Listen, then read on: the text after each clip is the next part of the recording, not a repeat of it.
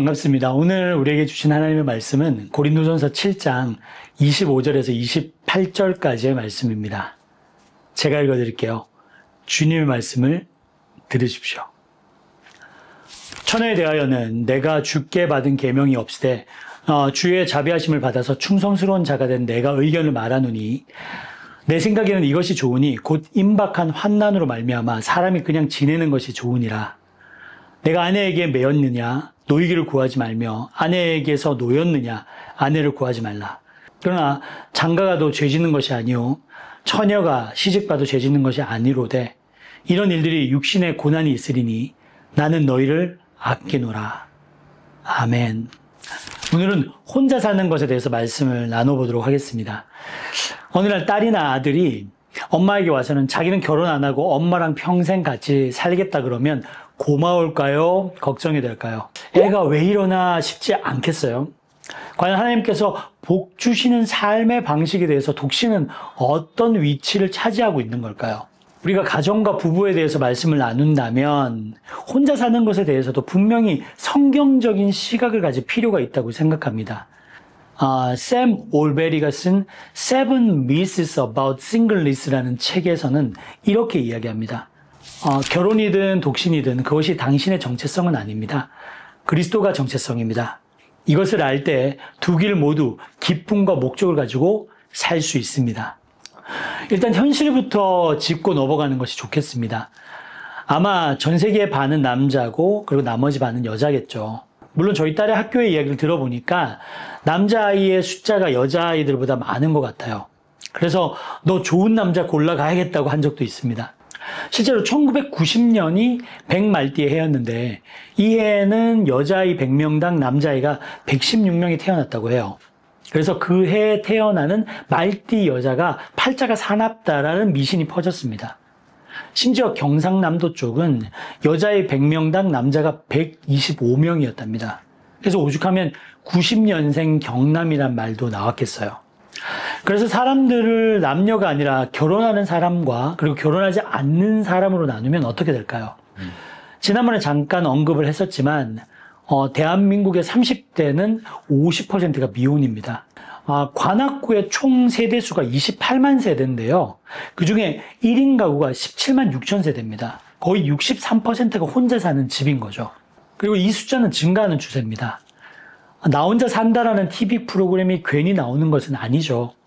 그래서 오늘은 싱글로 살아가는 사람들에 대해서 성경은 무엇이라고 이야기하고 그리고 교회는 독신의 삶을 사는 이들과 어떻게 함께 하는지에 대한 말씀을 나눠보려고 합니다.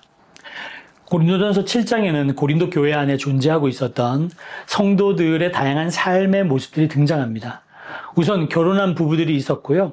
이런 부부들은 기도하는 목적 외에는 함께 사는 것이 좋다고 말씀하고 있습니다. 예수 안 믿는 사람과 결혼한 부부는 어떻게 하냐 하는 말도 나오고요. 그리고 혼자 살아가는 사람들도 있고요. 그런데 7절에 보면 이런 말씀이 나옵니다. 나는 모든 사람이 나와 같기를 원하노라. 그러나 각각 하나님께 받은 자기의 은사가 있으니 이 사람은 이러하고 저 사람은 저러하니라. 사도 바울은 평생을 독신으로 살았습니다. 그리고 보면 예수님도 독신이었죠. 그러니까 바울이 모든 사람이 나와 같기를 원한다고 말하는 것은 독신으로 사는 것이 좋을 것 같다는 뜻입니다. 그렇다고 이 말이 굳이 결혼하는 것이 나쁘다고 해석할 필요는 없어요. 결혼은 하나님이 만드신 제도이고 예수님도 가나에서 축복해 주신 일이 있죠. 베드로도 결혼한 사람이었고 바울을 돌았던 아굴라와 브리스길라 부부도 있었잖아요. 결혼하는 것은 축복받는 일입니다. 그렇다면 모든 사람이 나와 같기를 원한다는 말은 독신도 신앙인에게 있어서 삶의 옵션이 될 수 있다는 뜻입니다. 바울은 심지어 그것을 은사라고까지 표현하죠. 이게 은사라면 모든 은사는 성령께서 교회에 덕을 끼치기 위해서 주시는 것인데 그럼 독신으로 사는 것 역시 성령의 인도하심을 따라 충분히 선택할 수 있는 삶이라는 거죠. 그래서 바울은 고린도 교회에서 발견되는 독신과 과부 그리고 헤어진 부부와 다시 합쳐진 부부까지 다 언급하면서 이런 말을 하는 거예요. 형제들아 너희는 각각 부르심을 받는 그대로 하나님과 함께 거하라. 이 말은 독신이든 결혼했든 그리고 결혼을 원하지만 아직은 혼자 살든 그리고 하나님과 함께 거한다면 괜찮다는 말입니다. 독신은 교회가 풀어야 하는 문제나 혹은 인생에 남겨진 숙제가 아니에요. 오히려 하나님은 독신은 독신대로, 그리고 부부는 부부대로 다 쓰실 계획이 있는 거예요. 그리고 독신이 결혼해서 부부가 되어도 되고, 그리고 결혼한 부부가 어떤 이유로 독신이 되어도 하나님은 또 그 나름대로 쓰실 수 있다는 뜻입니다. 그래서 저는 이렇게 말하고 싶습니다. 하나님과 함께 거하는 부부가 아름다운 것처럼 하나님과 함께 거하는 독신은 아름답다. 오늘 우리가 읽은 25절에서 28절을 보면 어쩌면 많은 분들에게, 특별히 자녀를 둔 부모님께는 불편한 이야기로 비칠 수 있습니다. 25절에서 26절을 한번 보겠습니다. 처녀에 대하여는 내가 주께 받은 계명이 없으되 주의 자비하심을 받아서 충성스러운 자가 된 내가 의견을 말하노니 내 생각에는 이것이 좋으니 곧 임박한 환난으로 말미암아 사람이 그냥 지내는 것이 좋으니라. 바울은 내가 주께 받은 계명이 없으되 내 생각에는 이것이 좋으니 하면서 이것은 주님의 말씀이 아니라 자기의 개인적인 생각이라는 것을 강조하죠.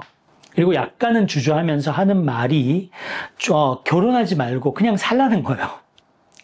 그뿐 아니라 27절에 보면 남자가 결혼해서 아내와 함께 살면 끝까지 함께 살고 만약에 헤어졌다면 그냥 혼자 살라고 권면하고 있습니다.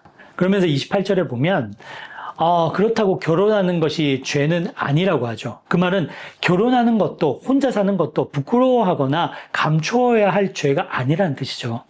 그냥 그런 삶이 있는 겁니다. 물론 성경은 사람이 혼자 독처하는 것이 좋지 않다고 했어요. 하지만 그건 전 세계의 사람이 아담 혼자 있을 때 얘기죠. 예수님도 독신이셨지만 독처하신 것은 아닙니다. 예수님은 12제자와 함께 지내셨고 그리고 많은 친구들과 함께 식사하고 같이 일하셨습니다. 바울도 마찬가지죠. 그는 독신이었지만 독처하지는 않았습니다. 바울의 주변에는 누가나 실라나 그리고 바나바 같은 동역자들이 있었죠. 그리고 분명히 독신이었기 때문에 위험한 곳으로 가서 복음을 전하는데 유리한 점도 있었고요. 그러니까 독신으로 사는 것은 좋지만 홀로 신앙생활을 하지 말기를 바랍니다. 엘리자베스 엘리엇은 Let Me Be a Woman이라는 책에서 이렇게 이야기합니다. 독신은 혼자라는 뜻이 아니라 하나님과 이웃 그리고 사명을 위해 비워져 있는 상태를 의미합니다. 저는 결혼한 사람으로서 그리고 자녀를 낳아 기르는 사람으로서 결혼하니까 좋더라, 자식을 길러보니까 좋더라 하는 말씀을 자신 있게 드릴 수 있습니다. 웬만하면 결혼하셔라 하는 것이 제가 드리고 싶은 말씀입니다. 하지만 이것이 모든 사람을 향한 하나님의 부르심인지는 모르겠습니다. 예수님이나 바울처럼 혹은 신학자 프란시스 셰퍼나 존 스타트처럼 평생을 독신으로 지내면서도 정말 아름답게 쓰임을 받은 사람도 있으니까요. 물론 신앙생활을 하기에 독신이 여러 가지 면에서 약점이 있겠지만 그건 결혼한 부부도 마찬가지죠. 어차피 우리 영혼의 목마름은 결혼이나 혹은 독신으로 채워지는 것이 아닙니다. 그것은 예수로 채워지는 것이죠. 그래서요, 어떤 사람이 독신일 때 예수로 충분치 않으면 결혼해서도 여전히 예수로 충분하지 않습니다. 그래서 저는 이런 말씀을 드리고 싶어요. 교회는 결혼하는 모든 분들을 축복해야 합니다. 그들이 복된 결혼 생활을 건강하게 유지할 수 있도록 도와야죠. 또한 교회는 혼자 된 분들 그리고 혼자 살기로 한 분들도 역시 축복해야 됩니다. 하나님께서 독신의 삶을 어떻게 인도하시며 그리고 어떻게 사용하실지 우리는 모르잖아요. 그것이 지금의 그 성도를 향한 부르심이라면 그의 미래를 하나님께 모두 맡기고 그저 함께 친구가 되어주고 그리고 믿음으로 동행하고 함께 기도하며 하나님의 나라를 세워가면 여러분 좋겠습니다. 결혼이든 독신이든 그것은 우리의 영혼을 온전히 채울 수 없습니다. 우리의 진짜 목마름을 해결해 주시는 분은 오직 예수 그리스도 뿐입니다. 그렇게 예수로 만족하지 못하는 사람은 결혼을 해도 혼자 살아도 여전히 목마릅니다. 반대로 예수로 충분한 사람은 어떤 상황에서도 감사와 기쁨으로 살아갈 수 있습니다. 파스칼은 팡세라는 책에서 이렇게 이야기합니다. 사람의 마음에는 하나님이 만드신 빈자리가 있어서 어떤 피조물로도 채워지지 않고 오직 창조주 하나님으로만 채워집니다. 교회는 결혼한 성도를 축복해야 됩니다. 그들이 가정을 사랑과 믿음으로 세워가도록 말씀과 기도로 도와야 됩니다. 동시에 독신으로 사는 성도들도 똑같이 축복해야 됩니다. 하나님께서 그 삶을 어떻게 사용하실지, 어떤 자리에서 복음의 통로로 세우실지 우리는 다 알지 못합니다. 중요한 것은 그 모든 여정이 하나님의 부르심 안에 있다는 사실입니다. 그러므로 교회는 결혼 여부로 성도를 나누지 말아야 합니다. 대신 우리가 서로의 형제 자매가 되어줘야 됩니다. 혼자 사는 이에게는 가정이 되어주고, 그리고 결혼한 이에게는 함께 짐을 나누는 동역자가 되어야 됩니다. 함께 식탁에 앉아 나누고, 함께 예배하며 찬양하고, 함께 울고 웃는 영적 가족이 되는 것, 이것이 하나님의 나라를 미리 살아내는 교회의 모습입니다. 결국 결혼이든 독신이든 중요한 것은 하나님과 함께 거하는 삶입니다. 그분과 함께하면 혼자의 길에도, 둘이 걷는 길에도 주님의 평안과 기쁨이 넘칩니다. 오늘 우리가 그 부르심에 응답하며 서로를 축복하고 세워주는 공동체로 서기를 주님의 이름으로 축원드립니다. 여러분 잊지 마세요. 하나님은 여러분과 함께 하시며 함께 걷든 혼자 걷든 하나님의 부르심에 합당한 삶을 사는 것이 중요하다는 것을 잊지 마시기 바랍니다.